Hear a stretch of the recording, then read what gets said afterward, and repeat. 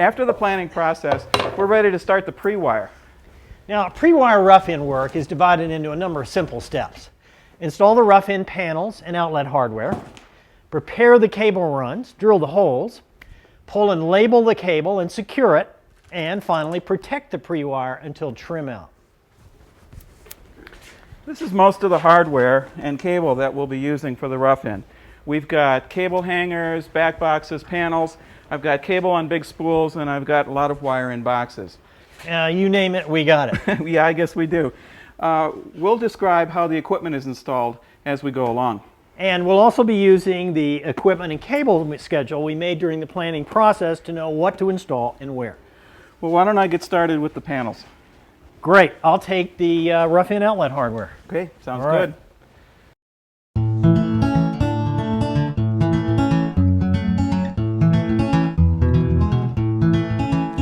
Rich starts by mounting the first of two 50-inch enclosures. On the bottom, he removes the knockout for the electrical junction box. Then he removes the three knockouts on the top, since we'll be routing all the cables out the top.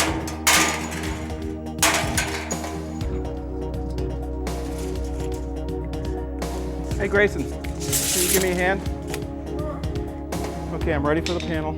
Rich positions the enclosures between two studs at a convenient working height, leaving at least 12 inches of clearance above and below. I'm going to shoot in the top screw. And secures it in place with wood screws. Good. The screw slots allow the enclosure position to be adjusted so it's flush with the back of the studs. Once both 50-inch enclosures are mounted, we install grommet strips around the knockout holes to prevent cable jacket damage. Next, Rich installs a 28-inch enclosure. He removes the top knockouts and the electrical junction box knockout. We mount this panel with the bottom aligned with the two 50-inch panels and install grommet strips in the knockout holes. When the panels are secured, we enlist the help of the electrical contractor to install a dedicated 15-amp branch circuit wired through the junction box of each enclosure. We also install a number 10 copper ground conductor between the grounding lug on each panel and run it to the house grounding electrode at the service entrance. While Richard's mounting the distribution panels, the crew and I are going to start mounting the outlet rough-in hardware. And I'm going to start with this outlet here in the master bedroom. Now, while you can use regular electrical boxes for your rough-in, these open back boxes provide a lot more room for the cable. And they have little mounting ears to attach the cable or, in this case, flexible conduit. They come in 1 and 2 gang versions and just simply nail on just like any other outlet. You could also use these metal or plastic mud rings, as they're called. Carlin also makes this little sidecar device that has mounting ears and a little adhesive pad that allow you to attach it to the side of an existing electrical box. This lets you co-locate your low voltage outlet with the electrical outlet, obviously very handy. Now they also make a version that molds the low voltage side right onto the side of an electrical box. This is great if you can get the electrical contractor to mount these where you need them. Another company makes this metal ring that also attaches over an existing electrical box, nails to the stud, and provides 1 or 2 places for your low voltage wiring as well. Now, when mounting standalone rough-in devices, keep the height above the floor consistent with the existing electrical boxes or light switches that are already in the room. If there are no nearby electrical boxes, the default recommended height for outlets is 12 inches from the subfloor. The height's usually measured from the subfloor to the lower outlet hole. 48 inches for volume controls, switches, and keypads, and 58 inches for consoles and keypads with a graphic display.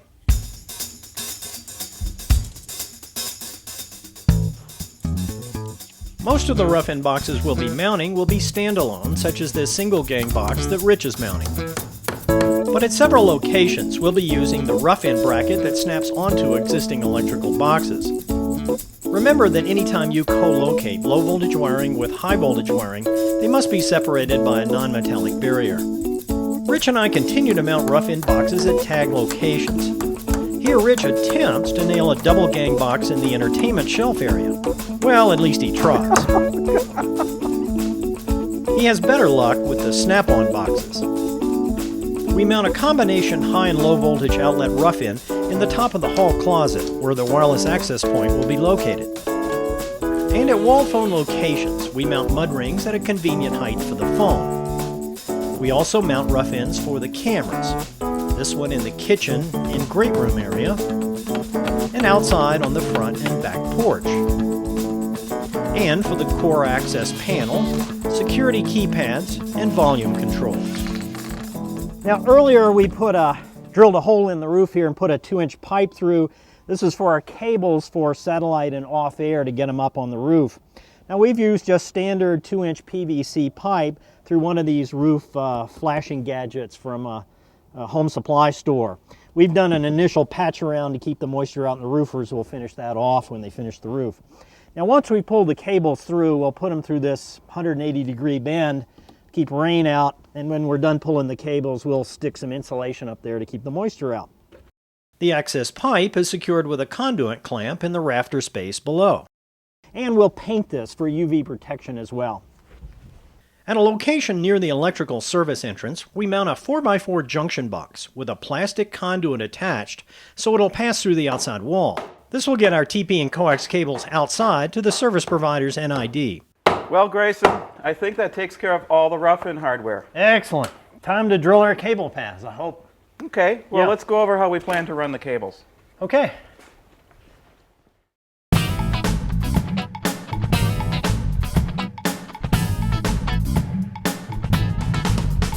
Now take the time to plan your cable routes.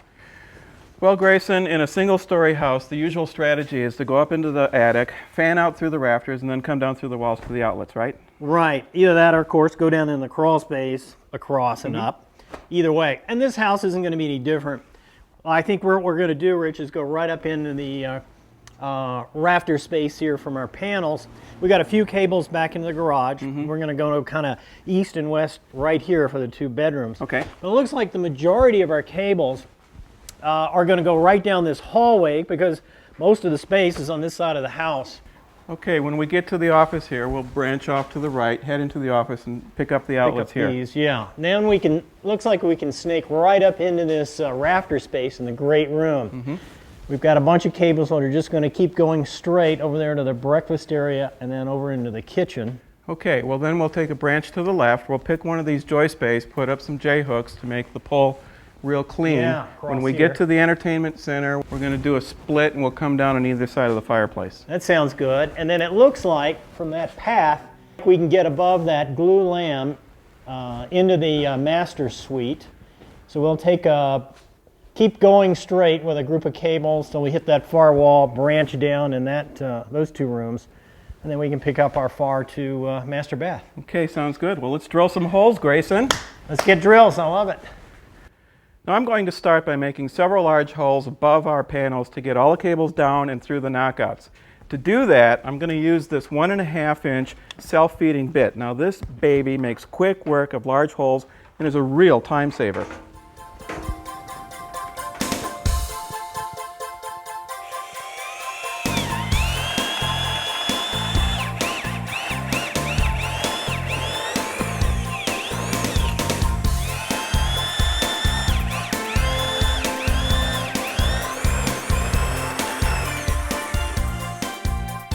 While he's at it, Rich also makes the holes for the conduit we're going to run between the enclosures.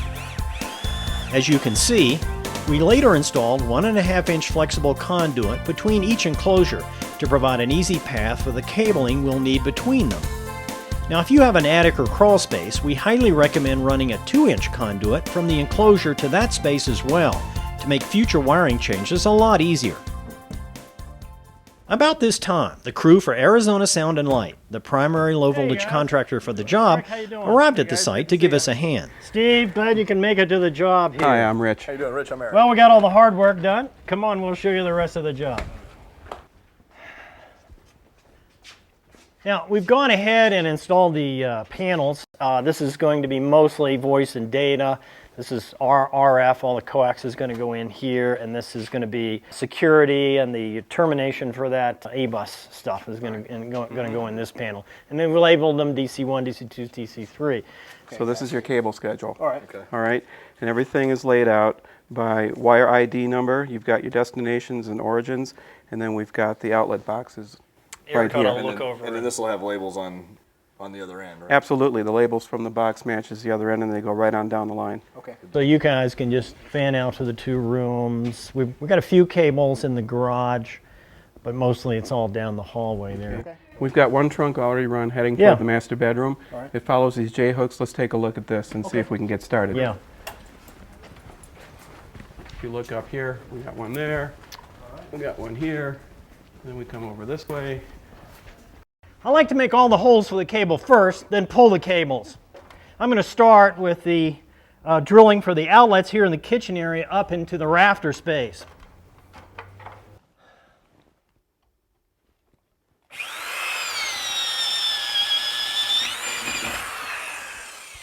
There are a few important rules and tips for picking the best cable path.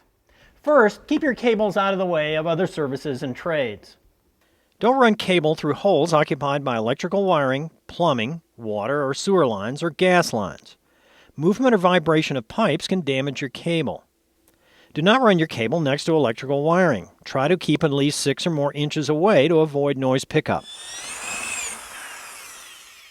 Now, drilling a hole always weakens a support member, so use the smallest hole that will allow a loose pull of the cables. This 1-inch hole made with an auger bit is fine for 2 Cat 5 and 2 RG6s. While you can use paddle bits for holes up to 1 inch, they're painfully slow and take a lot of work to push the bit. Self-feeding auger bits are the best choice for hole sizes from 1/2 inch up to 1 1/4 inch. When you've got to spend a lot of time making holes, they do most of the work for you. For large holes from 1 1/4 to 2 1/2 inch, we highly recommend the Milwaukee Hole Hog self-feeding bits. While I'm working in the kitchen, Rich starts on the cable run to the NID. Remember, holes in studs can't be closer than 1 1/4 inch to the edge of the stud without using a guard plate. This limits you to a centered 1-inch hole. For a standard 2x4, the code limit is a 1 3/8 inch hole for load-bearing studs and 2-inch for non-load-bearing studs. If the hole is closer than 1 1/4 inches, a 1/16 inch steel plate prevents sheetrock screws or nails from damaging your cable.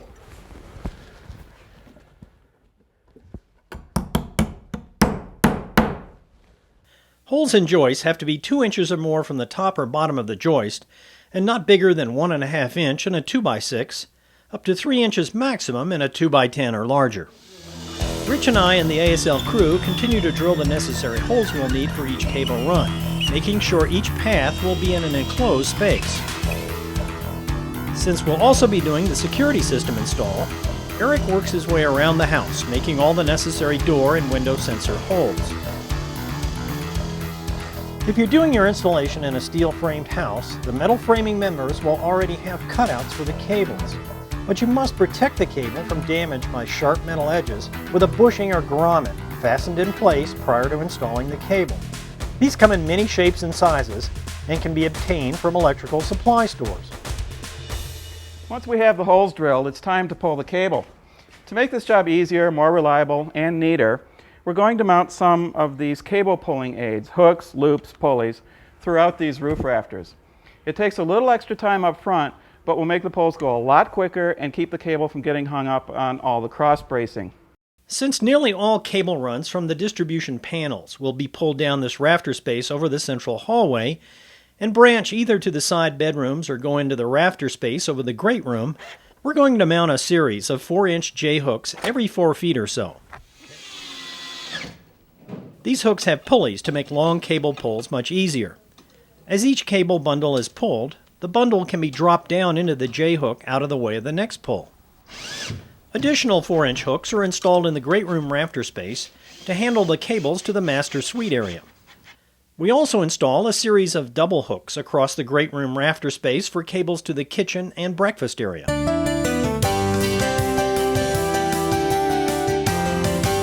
Looks like we're finally ready to start pulling cable. Well, it sure does. Well, you know, the cable schedule we made earlier is going to tell us which cable we need to pull to which outlet location. You know, it really doesn't matter if we pull from the outlet boxes back to the distribution center or from the center back out to the boxes. And we chose to keep our cable right here in the laundry room. Sure. So that we don't have to move the boxes and spools around so much. Right, and I'm not about to move these around very much, that's for sure. And we're going to use a variety of Genesis cable on the job. We've got 3 different colors of Cat 5 for different applications. Regular quad RG6, audio cable, and 2 and 4 conductor security cable. We've got this Siamese quad RG6, handy on our roof locations. And where we need 2 Cat 5 and 2 RG6 at the same outlet, we're going to pull this bundle cable. It's got all 4 inside a common jacket. And we're even going to use the Siamese Cat 5 and RG6. This is real handy at places like camera locations. For larger wire and lengths, they're going to come on big spools like this. And the easiest way to install this stuff is to hang it on a pipe temporarily on studs right near the pull location. Yeah, looks good. So let's get started. And we recommend pulling to a floor or section of the house at a time, starting with the farthest location first. Well, Grayson, why don't we pull to the master bedroom suite then? That's the farthest away from here. Sure. And we've got outlets 2 and 3. Yeah. That's a structured cable and 3 separate cables. Right. Now, try pulling all the cable you need at an outlet at one time. It saves a lot of time. And to save a lot of headaches later, make sure you label each cable before you pull it. Now, we recommend using a pre-wire trim-out labeling system like we're going to use. We're going to put a temporary label during pre-wire and replace it with a permanent label at trim-out. You'll see why this saves a lot of time later. Blank peel and stick labels, clear and white, are available from electrical and cable distributors. They're large enough to wrap 2 or 3 times around the cable with a clear part to go over your writing to protect it. You can also use pre-printed number and letter labels available from the same sources. Trim-out vinyl labeling can also use peel and stick labels that you write on, but a more professional installation will use a label from a portable label maker. You can also use a PC and printer to pre-print all your labels you need for the job in the shop. Now we're going to use these write-on labels. There are 2 labels for each cable. One is attached to the end that we pull through, and the other one we're going to leave on the box so that at the end when we cut them, we don't get mixed up. Okay, now when you've got to pull several cables at a time, it's a lot easier if you wrap the ends together with a piece of tape so they don't come apart while you're trying to pull them. Okay, we were going to use a bundle cable and 3 of these cables at a time. Let's give that a shot. Okay, here's your first label. This is the blue Cat 5. All right, this is 2A. Hang on. Okay, Super. and Here's your second label. That's give me the one for the box. 2A you for the betcha. box. 2A for the box. Because I don't want to forget what I'm doing here. Great idea. 2A. All right. Perfect. Okay, this is your orange Cat 5. Orange Cat 5. Okay. And here's your orange Cat 5 for the box. Box. Okay, now we have an RG6. RG6. There's for the cable. All right. And here's your RG6 for the box. Box. Okay. All And right. this puppy, give me number. We've got this number is 3 for the structured cable. Okay. And we've got a number 3. We'll put it on the big spool. Thank you very much. Here we go. Like most of the bundles we'll pull, we feed the cable down the hallway through the J-hook pulleys up into the rafter space over the great room. Pulling good. From there, I follow the J-hooks we mounted across the room parallel to the rafters.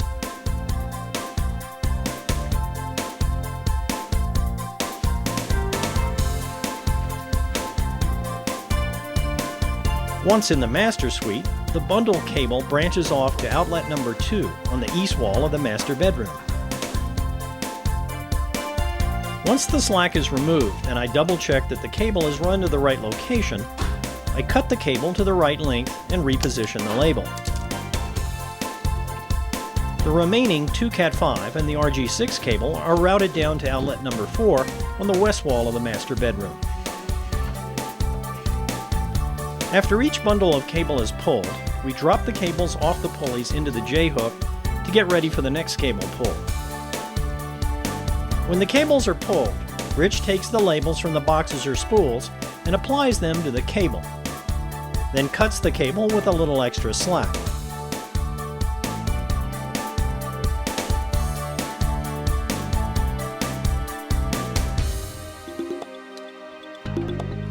He then passes them through the feed holes.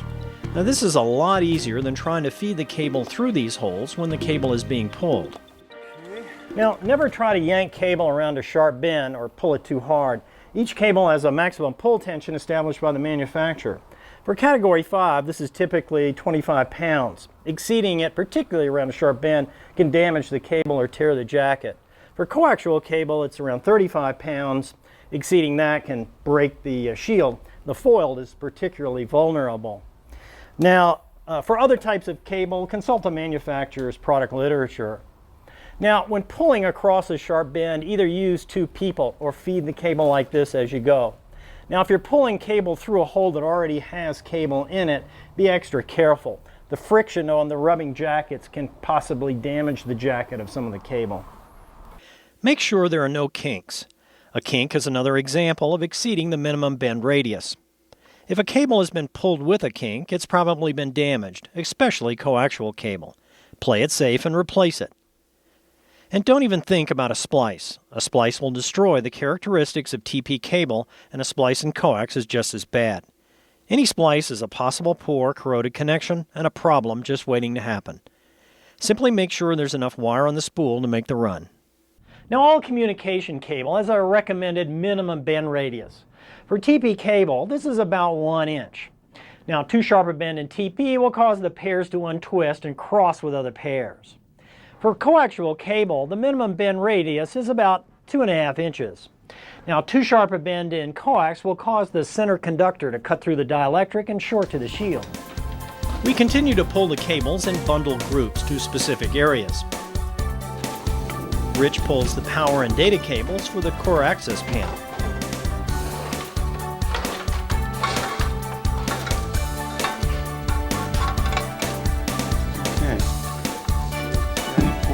Despite our best effort, it never goes quite as smooth as we try to make it look. Meanwhile, Steve pulls the cable needed for the kitchen and breakfast area across the J-hooks and the great room rafters.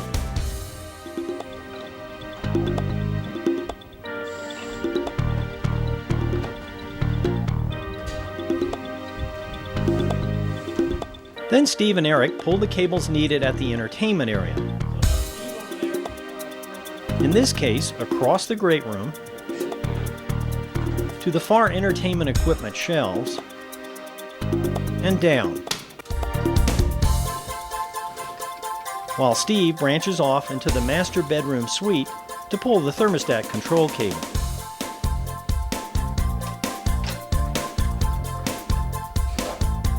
We also pull speaker cable to the volume control locations, and from there to the in-ceiling speakers. The cable to the speakers was zigzag stapled between the rafters for easy retrieval at trim out. We took photographs of each ceiling and wall speaker location we pre-wired to document the cable location for trim out. We also pulled 2 Cat5 and 2 RG6 cables to the service entrance location and provided enough slack cable outside to reach the telephone and cable NID. Due to the very high frequencies from the LNB to the receiver, and the fact that the receiver is supplying power to the LNB over the coaxial cable, you need to be very careful not to exceed the installation specifications. The signal loss from the LNB to the receiver can't exceed 20 dB.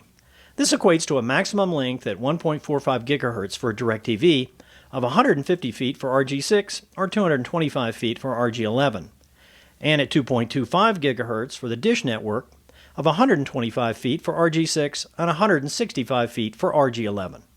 Since it's passing the DC operating current to the LNB, about 200 mils per LNB, the DC characteristics of the coax cable is very important.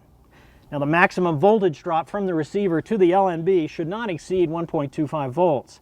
This works out to a maximum loop resistance of about 6 ohms. Now, we're using very good quality 18 gauge solid conductor RG6 that's been tested to over 2.2 gigs, more than adequate for a 150-foot cable run. Now if you need to go longer distance, RG11 coax will really do the trick.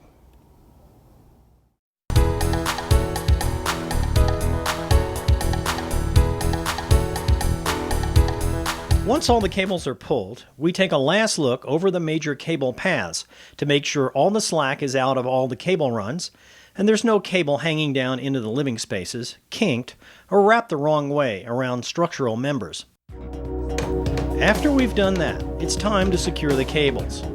All low voltage cables must be secured every 3 or 4 feet to studs, joists, or rafters. This not only makes a neater installation, but will make sure they don't get accidentally damaged by other trades. To secure a small number of cables, use plastic insulated cable clamps that screw or nail to the stud.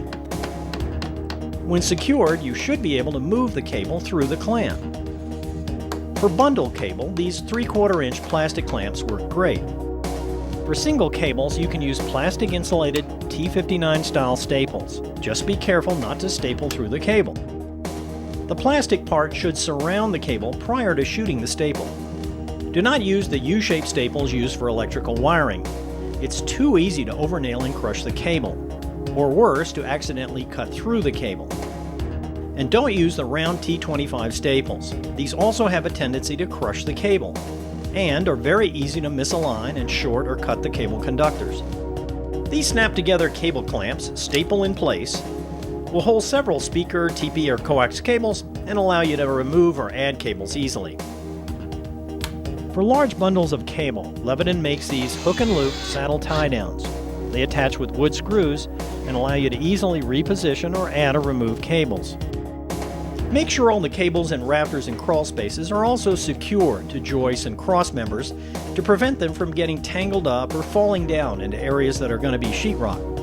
This is easy to do with these caddy milli ties we used. Rich and I also used 1/2 inch wide Velcro strapping to secure together loose bundles in the rafter space. The Velcro strapping also worked better than trying to use large conventional cable ties that tended to break against the edges of the J-hooks. When the cables have been secured, use a cable cutter to cut off the excess cable at the outlet with enough slack to make it easy to apply connectors at trim out. Between 12 and 18 inches is a good length. Move the cable label or relabel as necessary. Then secure the cable ends to the rough end box so they'll be easy to retrieve at trim out and out of the way of other trades. We looped the cable through the holes in the back of the brackets or wound them inside the boxes and secured them with a cable tie.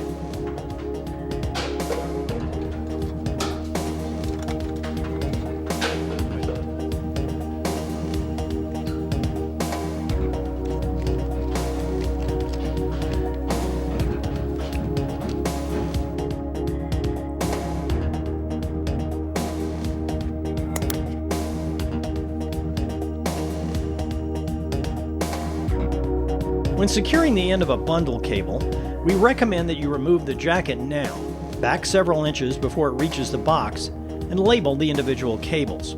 This is going to make getting the cables out of the box at trim out a heck of a lot easier. We also decided to install 2-inch flexible conduit in the walls around the entertainment area, since the built-in shelves or niches are not only divided by the central fireplace, but are sheetrock, so there's no way to run wires between them.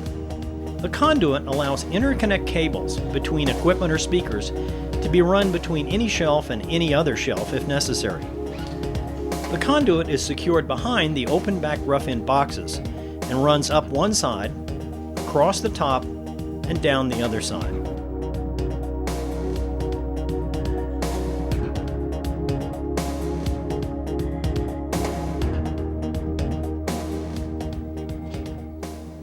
On a job this size, it's a good idea to check to make sure that each cable that's supposed to originate at a distribution center is installed and labeled properly, and in our case, that it's pulled to the correct enclosure. We found several TP cables from volume controls pulled to the DC2 enclosure that should have been pulled over to the 28-inch DC3 enclosure. Luckily, there was enough slack. Once they're checked, we trim each cable to a reasonable length, about 18 inches below the bottom of the enclosure, moving the label if necessary. Once that's done, we tie the cables together and secure them inside the enclosure.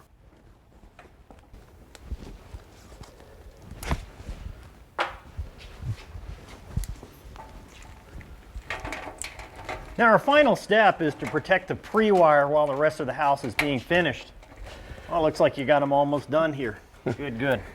To protect the panel, I'm going to cover it with the cardboard insert that comes with it to keep out paint and other construction debris until we get back. You'd be surprised when you get back how covered with plaster and paint you sometimes can't even find this panel. So protection is definitely key here. Then finally, we're going to walk around the house and check all our cables to make sure they're out of the way of the other trades and make sure that our labels are still intact. All right. Well, I'll grab the clipboard and let's start, let's say, at the kitchen area of the house, and we'll work our way this way. That sounds good. Let's go. All right.